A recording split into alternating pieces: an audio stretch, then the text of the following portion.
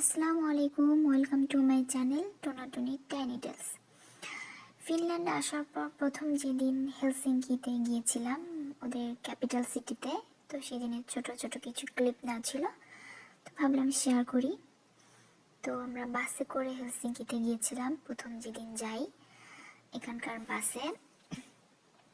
তো এই যে চলে আসছি আমরা সিটি সেন্টার, হেলসিঙ্কি সিটি সেন্টারে।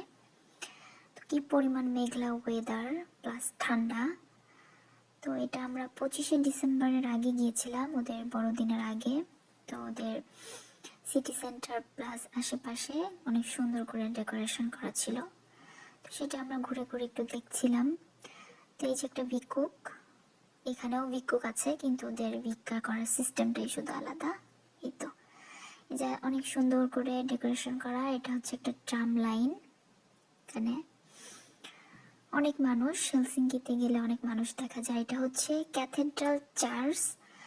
তো এটা ফিনল্যান্ডের খুবই একটা জনপ্রিয় একটা জায়গা।